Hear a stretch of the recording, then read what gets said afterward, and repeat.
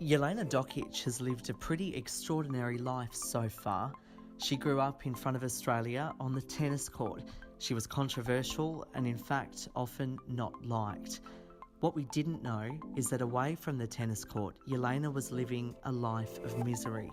Her father, who was also her coach, began physically and emotionally abusing her from when she was just 6 years old. He continued doing so throughout her career before she eventually left home. She's written a book titled Unbreakable and was recently awarded a Most Inspiring Woman award here in WA. Here's a look at what she had to say. So what does winning an award like that mean to you? Oh, look, it's a great honour, obviously, to win something like that. Be able to inspire, empower and motivate people in whatever that is, again, whether that's sport, whether that's something else, is a huge honour. But for something like this, that's obviously very close to my heart, very sensitive issues like abuse and domestic violence, because there's obviously so much meaning to it, to, like I said, inspire and empower women.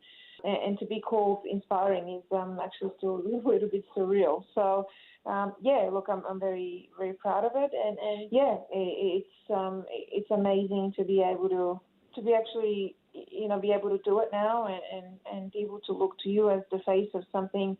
I think that's what my book was all about. It's what I wanted to do. I wanted to help others, and I wanted to inspire others. Where you're inspiring people is incredible. It's amazing, and hopefully, I can do a lot more in the future. Hopefully, I can take it further and help even more people. Jelena, obviously, in a couple of minutes in a radio interview, you can't go into too much detail, but your book is called Unbreakable, and in it you detail everything about your father's abuse that obviously started when you were quite young. Can you just talk a little bit about that?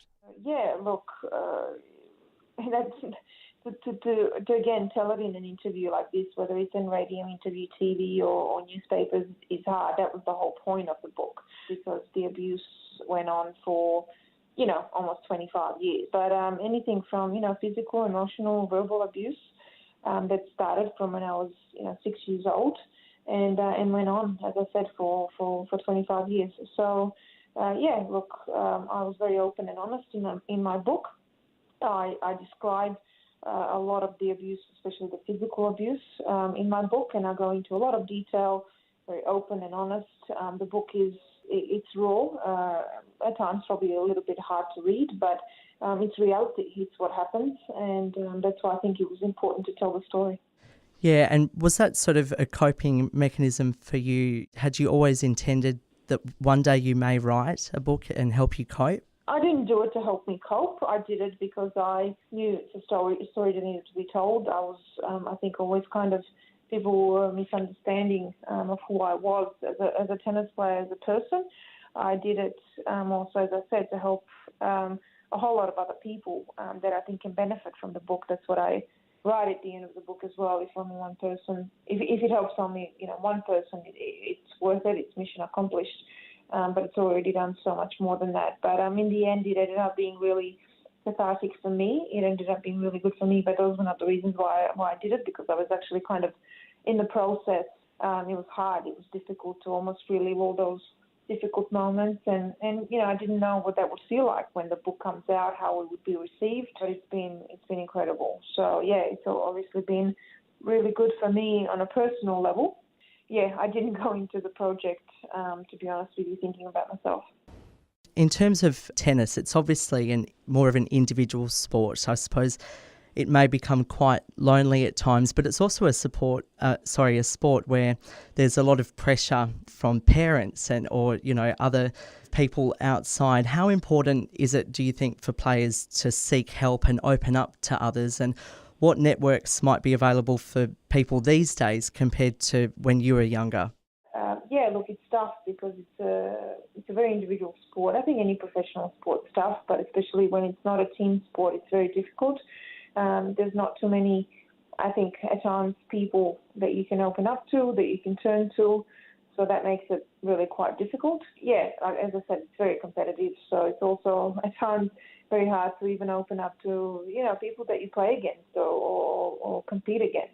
So yeah, it can be very difficult, and also we start very young, especially the women. I started on tour when I was 14 years old, and that makes it, I think, extra difficult. Starting young too, and becoming at such an elite level, I suppose it becomes difficult to make a transition out of the sport. Obviously, you've stepped into doing some commentating and you've written a book. Was it a difficult process for you to find something outside of the career when you made the decision to retire? I think it's always difficult. We've seen it over the years with not just tennis, but I think any sport. It's a big change. It's a big transition.